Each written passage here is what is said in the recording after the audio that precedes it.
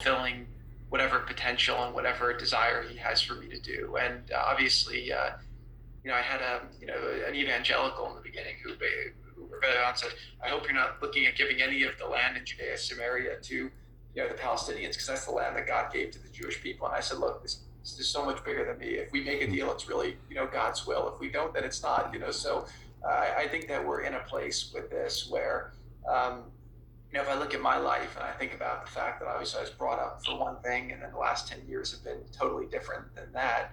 12 years ago, my father was in prison.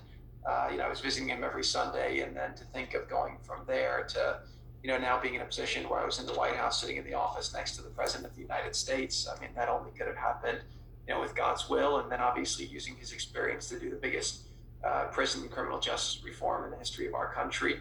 And then obviously all the work in the Middle East as well. And so I just do my best to charge forward. And I know that when I'm done, it's not going to matter if you get a good story or a bad story. Does this person like you? Do they not like you? It's about what can you accomplish and can you make progress to leave the world a better and safer place than how you found it. And so that's really been my objective. And I just hope every day I'm living up to the expectations that God has for us. And I'm doing my best to do as much as possible. I'll just say finally that when I came to Washington, the criticism I got up front was that I was taking on too many hard things. And I said, wait, I gave up my business life. What am I supposed to do? Am I supposed to come here to do fewer easy things? I said, no, you're supposed to come here and try to swing, for the fences to make a big difference. And that's, fortunately, we've been able to connect on a lot of pitches and really, do things that will make a significant difference. So I just feel very blessed, and I push forward every day to try to do as well as we can.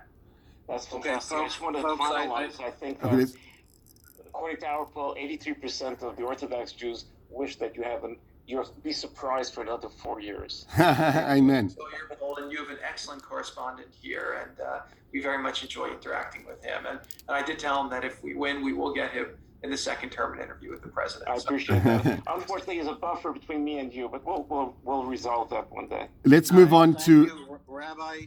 Mr. Kushner is in the middle of a meeting with the president right now, so we were told we had a 1:15 hard stop. If anybody has a couple other questions.